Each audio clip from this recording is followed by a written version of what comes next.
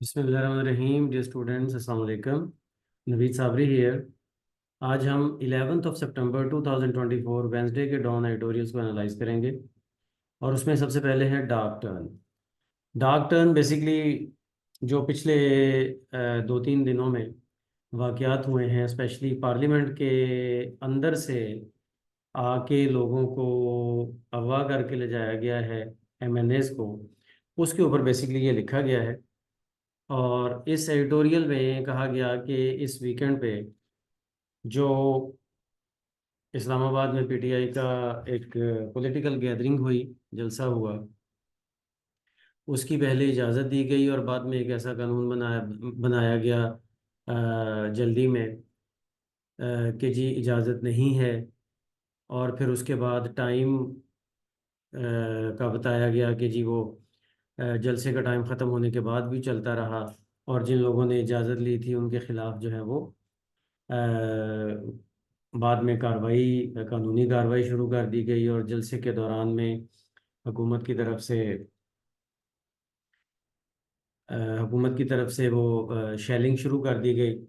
और फिर उसके बाद अ, जलसे के दौरान में ही मीडिया से तरह तरह की बातें की जाती रहीं। मतलब ये कि ये सारा कुछ हुआ। और इसके बाद फिर अगले दिन उसमें क्या हुआ कि पार्लियामेंट में लाइट्स वगैरह ऑफ करके वहाँ पे नकाबपोश कुछ लोग आए और उन्होंने एमएनएस को अपने साथ वो ले गए। और कहा यह जाता है कि वो एजेंसीज के लोग हैं। तो बेसिकली उसके हवाले से ये एडिटोरियल लिखा गया है कि सिविलियन लीडर्स को इस हवाले से बहुत कंसर्न होना चाहिए। और स्पेशली वो लोग कि जो सीनियर पार्लियामेंटेरियंस हैं, उस हवाले उनको अपनी जो एक्सपीरियंस है उसकी बेस पे इसमें कोई ना कोई कदम उठाना चाहिए।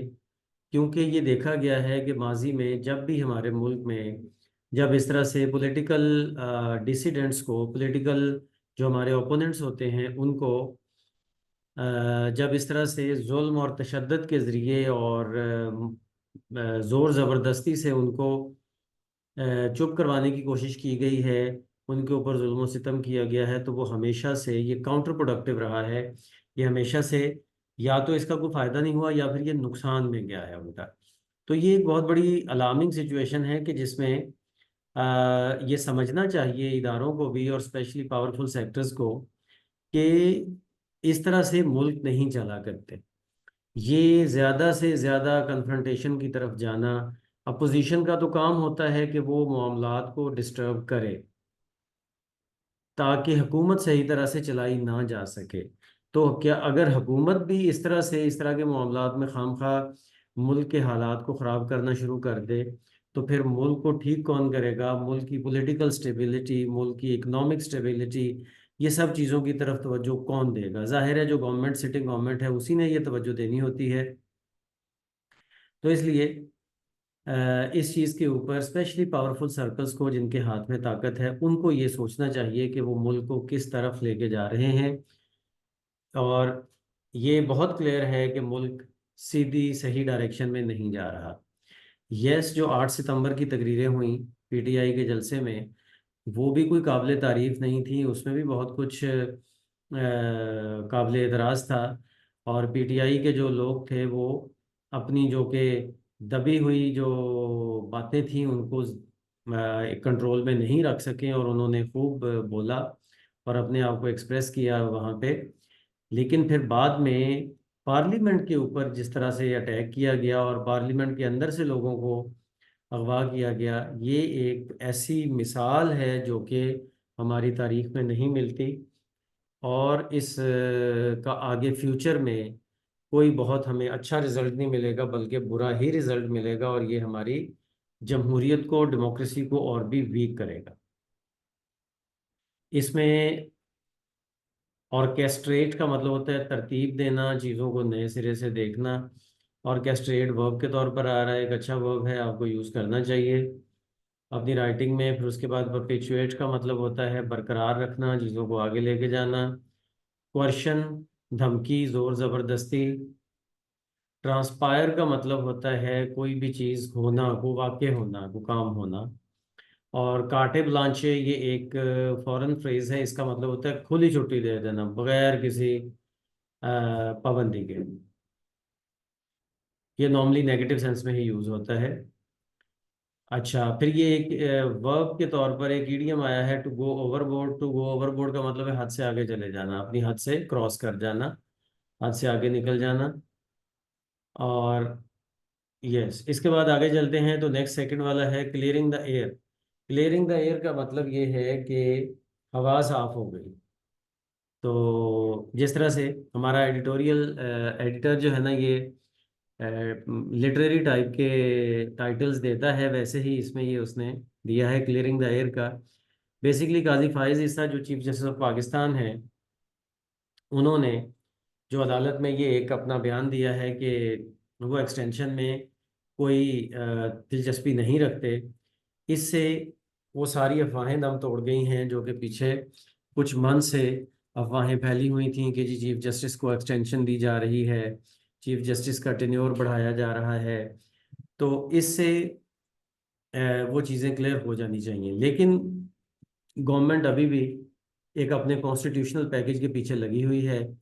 और गवर्नमेंट ये जो कोशिश कर रही है, वो एक और तरीके से भी कर रही है कि चीफ जस्टिस का भी 3 साल का टेन्योर बना दिया जाए।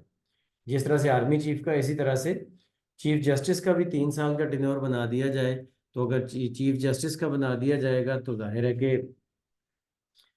उसमें सिर्फ चीफ जस्टिस को फायदा होगा, जो बाकी लोग हैं वो तो वैसे रिटायर हो जाया करेंगे। इसका मतलब ये है कि ये भी एक अनफेयर चीज़ होगी। इसलिए इस हवाले से भी जो स्पेकुलेशंस वगैरह हैं उनको क्लियर होना चाहिए। लेकिन गवर्नमेंट अपने कॉन्स्टिट्यूशनल पैकेज के हवाले से अभी तक कोशिश कर रही है। अब ये चीज़ अभी क्लियर नहीं हो रही कि गवर्नमेंट क्या करने जा रही है। अब गवर्नमेंट के पास 2/3 मेजोरिटी भी नहीं है। गवर्नमेंट कॉन्स्टिट्यूशनल पैकेज भी लाना चाह रही है। अब कॉन्स्टिट्यूशनल पैकेज चीफ जस्टिस के लिए लाना चाह रही है, तो चीफ जस्टिस कह रहा है कि मैं एक्सटेंशन नहीं लेना चाहता। तो इसका मतलब क्या है कि अभी तक चीज़ें कोई क्लियर नहीं है, कोई समझ नहीं आ रही अभी तक कि पॉलिटिकल अफेयर्स किस साइड को जाएंगे, स्पेशली चीफ जस्टिस के जो टेन्योर वाली बात है वो किधर जाएगी। तो इसलिए होना तो ये चाहिए कि जो भी जज आए अपनी वो मुद्दत मुलाजमत पूरी करके रूटीन से वापस जाए, और जो जूनियर लोग हैं उनको एक रास्ता दे जाके वो भी इस कौम को सर्व कर सकें। तो ये जो एक्सटेंशन वाला मामला है, ये किसी भी पोस्ट के लिए हो, इसको ख़त्म हो जाना चाहिए, इसको स्क्रैप हो जाना चाहिए, और वंस फॉर ऑल ये डिसीजन हो जाना चाहिए कि किसी भी पोस्ट के बंदे की कोई एक्सटेंशन कभी नहीं होगी। क्योंकि एक्सटेंशन से एक तो ये है कि नौजवानों में बहुत बेदिली फैलती है। जूनियर ऑफिसर्स ये समझते हैं कि अब हमारी बारी तो कभी आएगी नहीं। एक्सटेंशंस, जो बूढ़े लोग हैं, जो सीनियर लोग हैं, वो एक्सटेंशन पे एक्सटेंशन लेते जाते हैं। और ये हर डिपार्टमेंट में है, जो बड़े बड़े लेवल की कॉन्स्टिट्यूशनल पोस्ट हैं उनके लिए अगर ये होगा तो फिर जाहिर है ये चीज़ें नीचे भी आएगी और आती है।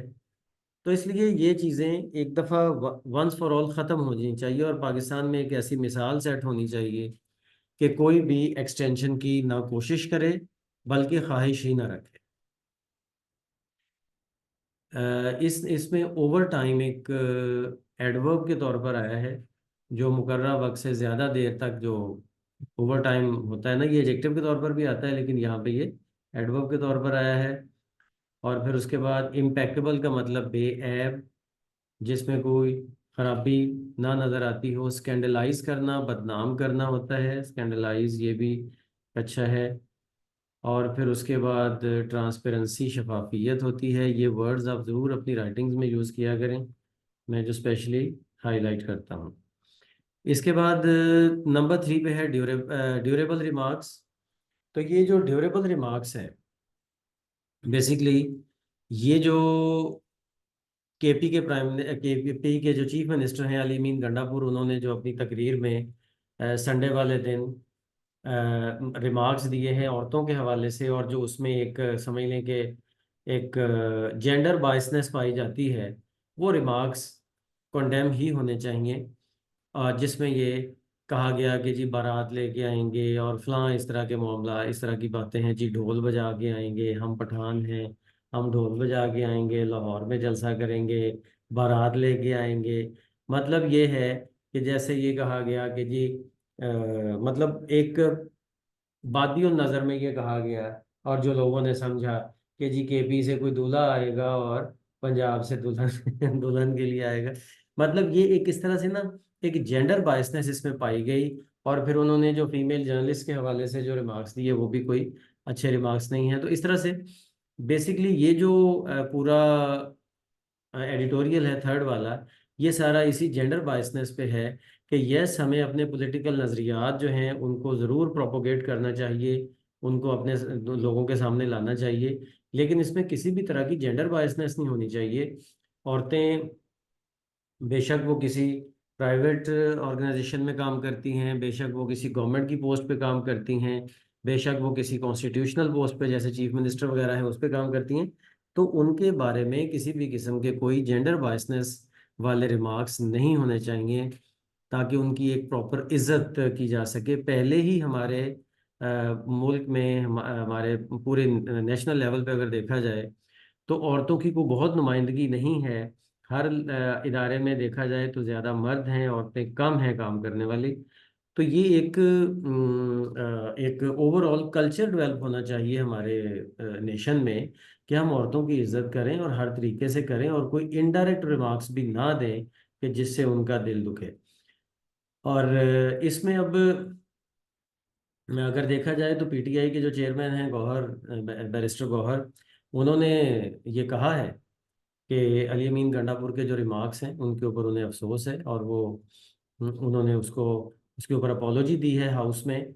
लेकिन इमरान खान ने जो है ना वो ओवरऑल एक इमरान खान ने ओवरऑल अली अमीन गंडापुर की जो स्पीच है उसको उसकी हिमायत की है। अब ओवरऑल में क्या इन रिमार्क्स की भी हिमायत है या नहीं है, ये इसमें कुछ नहीं कहा जा सकता। लेकिन जाहिर है कि एक इम्पैक्ट होता है हर चीज़ का। तो बाकी रहेगी बात ये कि इस इन रिमार्क्स को जिस तरह से मजाक के वे में दिया गया उसी मजाक के वे में होना चाहिए था। बेसिकली इसको बहुत ज़्यादा उछाला जा रहा है, जो कि अनफेयर है। और बाकी ये है कि यस हमारी एक सोसाइटी एक मेल सेंट्रिक सोसाइटी ज़रूर है, लेकिन औरतों को इस तरह से नहीं है जिस तरह से ये नेशनल मीडिया के ऊपर आजकल जो चीज़ें चल रही हैं एक दो दिन से, कि जिस तरह से बिल्कुल ही कहा जा रहा है कि जी औरतों को तो कोई काम करने का मौका ही नहीं मिलता और ये और वो, ये सारी चीज़ें थोड़ी सी बाइस्ड हैं। अच्छा, इसके बाद अगर हम देखें ना तो इसमें ड्यूरेबल का मतलब पायदार, यानी कि जो ज़्यादा देर तक चलने वाला है। विटिएट एक अच्छा वर्ब है जो कि कभी कभी यूज़ होता है इन एडिटोरियल्स में, ख़राब करना, स्पॉइल करना। और फिर शाविनिज्म, शाविनिज्म का मतलब होता है गैर माकूल चीज़ जिसमें ज़ोर ज़बरदस्ती और किसी भी किस्म की कोई इम्बैलेंस्ड अप्रोच शामिल हो, उसको शाविनिज्म कहते हैं। ठीक है, जो मतलब आप समझ लें कि डेमोक्रेटिक जो नॉर्म्स हैं उनके ऑपोजिट जो टर्म यूज़ की जाती है वो शाविनिज्म है। और फिर उसके बाद यस मिसोजिनी एक टर्म है जो कि औरतों से नफरत इसको बोला जाता है, ये इस टर्म में यूज़ किया जाता है। और पेट्रियार्की, पेट्रियार्की का मतलब ऐसा ऐसी सोसाइटी जिसमें मेल का गलबा हो, उसको हम कहते हैं पेट्रियार्की। अच्छा, उसके बाद अगर हम देखें तो ये डिप्लोरेबल, अफसोसनाक, ये एक अच्छा एजेक्टिव है जो आप यूज़ कर सकते हैं अपनी राइटिंग्स में। इसके साथ ही आज की हमारी डिस्कशन कंप्लीट होती है। मिलते हैं नेक्स्ट डिस्कशन में। अल्लाह हाफिज़।